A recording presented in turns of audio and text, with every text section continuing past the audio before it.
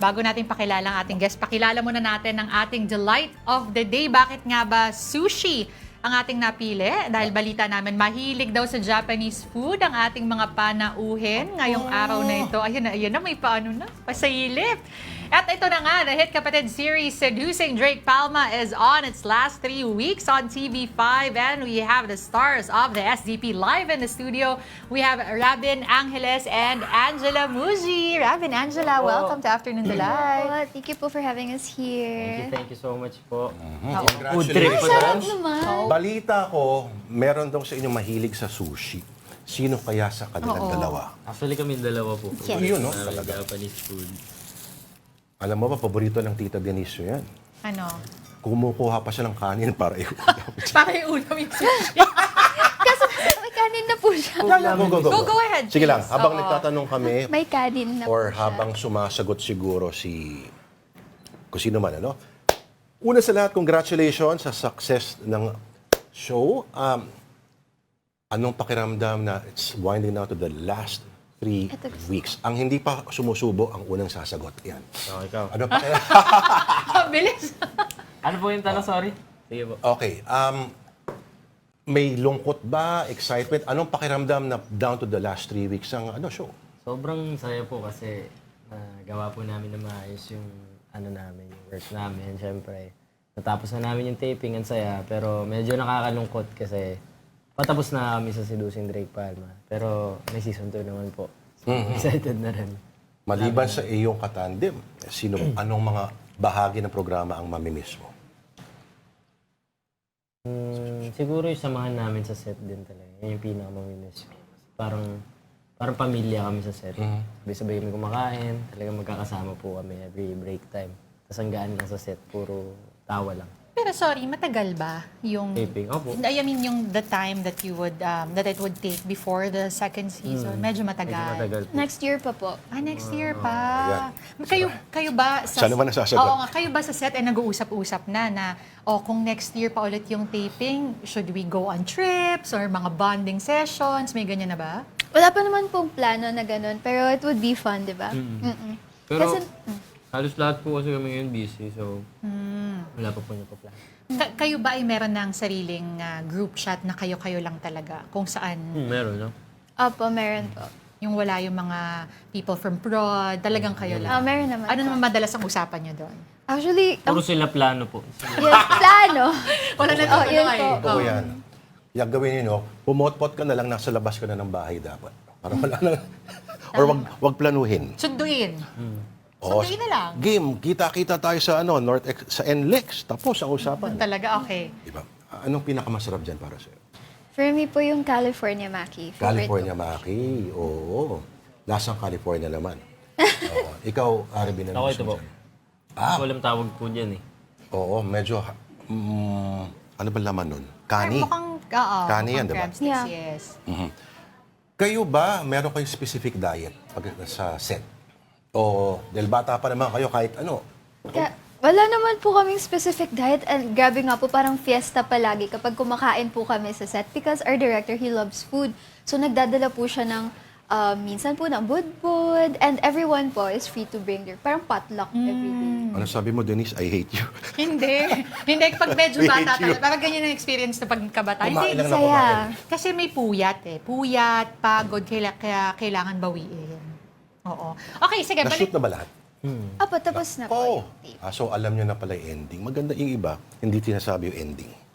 Ultimo sa mga artista, kaya hindi nila alam yung mga yan.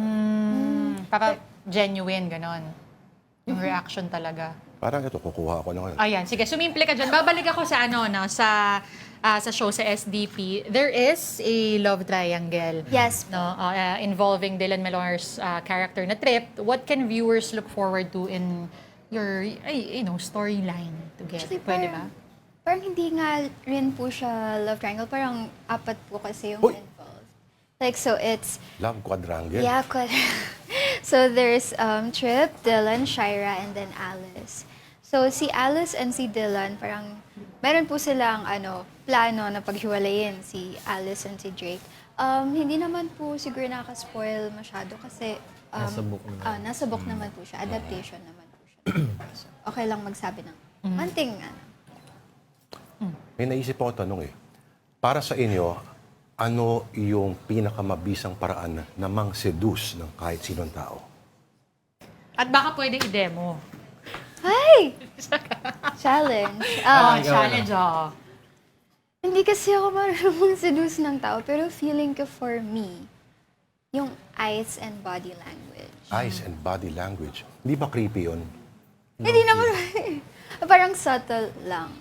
Kasi di ba po, sabi nila kapag gusto mo yung isang tao, naturally, you face towards them, tapos tumataas yung boses mo, yung Excited. you're oo. excited.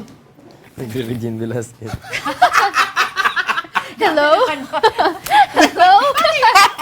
Robin, I have to ask, paano yon? Sige nga. Hindi ko po Example, kaya yun eh. example Isa nga, lang. isa nga, Oo. isa Hindi nga. po. Kunyari ka Asian song si din. Angela. Siya po, kaya niya po. Na-excited. Ay, parang kinakabahan, you mean? Tumataas yung And boses. parang, subconsciously, tumataas yung boses mo because excited ka to talk to that person. Di ba, Robin? Ay. Parang ganun. Parang ganun. Oo. Akala ko I'm naman, not sure, I lulower na just- yung boses mo para mang-seduce, diba? Paano naman yun? Oo, sa lalaki naman ganun, di ba? Parang pabagalan mo yung salita mo. Pero malay mo mag-work yung mataas yung boses. Oy, pero alam mo, meron ako nabasa, dapat daw inverted triangle. Titingin Sa ka sa... tingin, left, right. Oo, tapos tingin ka Bakit sa alam mo lips. yan? Ginagamit mo yan, no? Hindi po pag gumaarte po kami, parang may instruction din na ganun. Oo. Sige nga, di ko na-gets yun Si eh. Direct Parang Jack, left, di ba? right, left, Left, right muna. left, right, tapos lips, tapos... Basta you keep going back to the lips, parang ganun. Tsaka papakita mo na yung... Di ba dapat normally maganda gwapo lang ang gagawa nun? Kasi pag hindi mo type, medyo creepy yung dating nun, di ba? Parang ganun din. O mag-work siya sa kahit. Mag-work po siya, mag-work po. Masubukan nga. Oh. Okay. Subukan mo talaga. Okay, sige. Talking about SDP again, ano ba yung... Kasi diba last 3 weeks na nga, towards the end, ano yung mga na-feel nyo or may naramdaman ba kayong challenging parts? May ganun ba? Ako po, as Alice, nahirapan po ako sa mga last scenes na super heavy because sanay po ako na si Alice is very bubbly lang, light lang yung ano niya, yung lines niya. Tapos dito, medyo nahihirapan na siya because nasasaktan na siya pero hindi niya maiwan-iwan or hindi niya maalis yung feelings niya for the person na sinasaktan. So, saan mo hinugot yun? Kasi po dati, humuhugot po ako sa personal life ko, but then Derek said that's not, it's not recommended daw. Parang mas okay kung humuhugot ka sa character mismo. Para, iba po kasi, kunyari, yung pain na kinuhanan mo, it's pain of loss. Pero yung pain na gusto mo i-portray, pain na nasaktan ka out of love, parang hindi siya tugma. So, kailangan, huhugot ka po mismo sa character. Na parang you put yourself in the shoes of the character playing as Alice. Alam mo, salamat sa inyong dalawa. Ang daming nanonood ng programa natin ngayon. At talagang ang mga comments talaga mga I think, pillars of... kinikilig ako. Oo, okay. Mga ganun. Kinikilig ako. Okay. Yung idea ng chemistry, parang trial and error palagi. Minsan, sa mga producers, subukan nga natin ganito. Pero ano ba sa tingin ninyo ang sikreto ng chemistry? Ninyong dalawa. Was it something that you had to work on first? Or natural na lang? Hindi, sa nakuha rin I po think it's namin both. Sa, Both po siya, na parang something you have to work on and something that comes out naturally. Tsaka huwag mo siya ipilit. Huwag Yeah. pilit, no? Mas nakakakilig pag hindi pilit. At mahalata mo pag pilit. True. Ito, walang pilitan. Pero pwede niyong imbitahan ang, of course, mga fans nyo. Ayun, iniimbitahan po namin kayong lahat na manood ng Seducing Drake Palma. Last 3 weeks na lang po sa TV5 Primetime Primera and sa Vivo 1. Oh, pwede bang sabihin mo rin na manood sila ng Afternoon Delight palagi? Yes, manood po kayo palagi ng Afternoon Delight kasi Yan, oh. babalik-balikan po namin to palagi. Parang awa nyo na. Parang pang 4th time ko na po to. Oo. Thank you for always being here. Palagi mabango. Pwede ba ako magpasingit ng isa lang? Direct, mabilis lang. Baka pwede kayo magbasa ng konting comments kasi yung mga viewers natin, kayo ang hinahanap. Sasabog talaga eh. Hello, Janine. Pretila. Kamusta po? Sige, ayan. Si Kristen Joy Merto. Hello po. Tawang-tawa ako. Sa galit na sila. Change outfit sila. Hello, Patricia Alec. Outfit ba kayo? Opo. Ikaw, ikaw. Tissue po ba? Sige. May tissue ba? Nako. Wala. Pero pwede na ba siya papel? Wag. Sorry. Sige. Hindi siya makapag Oh, basa sige, si kasi. Robin. Oo, ako na muna. Yan ang gentleman. Kaya pala matagal may pa-change outfit pala ha. Pretty and handsome. Thank you po, Sorry na Kristen po. Joy. Ang tindi. Gising na Pinoy. Oo. Mabuhay po kayo, Kuya Lords. Rabjel. Mabuhay po kayo, Kuya Lords and Ate Denise. Yun. Thank you so much po. Nako. Siguro.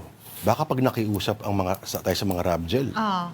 na ayusin ang flood control projects ay mababago ang ating Talaga lipunan. ba? Oh my gosh. Oh. Pero masyado tayo advance mag-isip. Maraming salamat sa inyong po. dalawa. Rabin and Angela for seducing Drake Palma. Again, congratulations sa inyo. Thank you po.